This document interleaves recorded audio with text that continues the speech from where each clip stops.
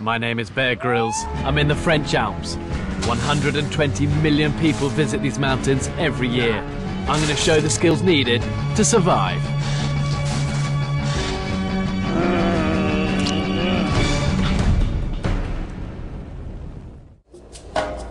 I'm heading back to the tree line so I can show you the best spot to build a shelter and get a fire going. This is all Old Man's Beard, a climbing plant which attaches itself to trees. And this makes great tinder for a fire, and I want to be collecting some of this. And what it does, it's so dry and brittle, it catches a spark really easily. So I'll take some of that, keep that for later, dry it off in my pocket. And yeah, look, here you go. This stuff is called, it's called sphagnum. Sphagnum moss is what this is. And it's like, it can act as an antiseptic. If you get a cut, you wipe the wound with it, and it will clean it. Now you'd want to find the right place to build your shelter. What makes a real difference when you're making shelters in these valleys is to try and pick these south-facing slopes. And because they see more of the sun, it means the trees and the rocks retain more of their warmth.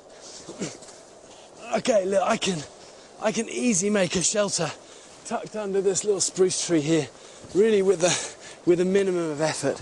And all I gotta do is take this rucksack, parachute off at last.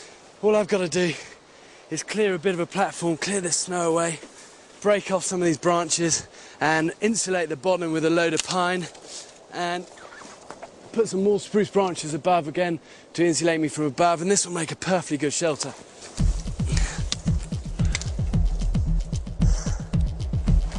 It's easy to cut and thread the supple pine branches to make a shelter to protect you from the worst of the weather.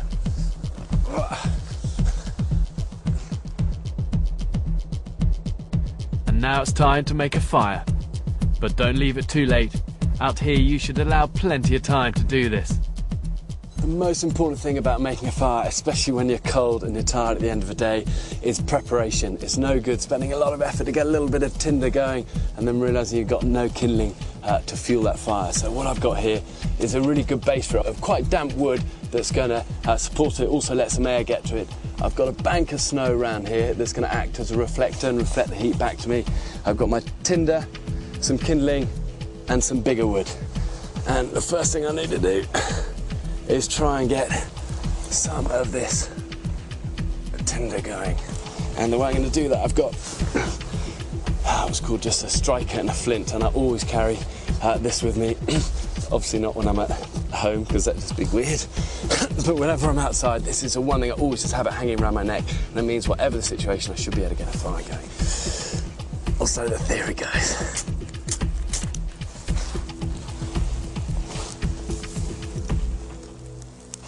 And this is a critical time. They always say if you invest the effort early on in a fire, that's the time that really, really matters. Now to make some drinking water. But what I can do now is a little trick, what they call Finnish marshmallows.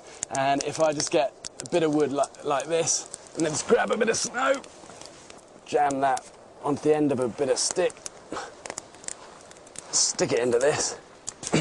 Whoops. Get on that, stay on your brute, and put this underneath it, and the heat of the fire will slowly melt that. It will drip into the cup, and while I'm relaxing, I should have a glass of water in the not too distant future.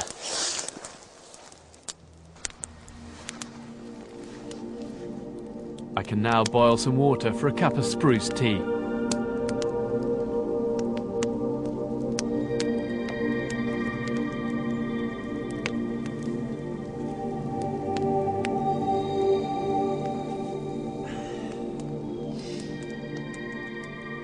It tastes good and will give you valuable vitamin C, up to 8 times more than orange juice.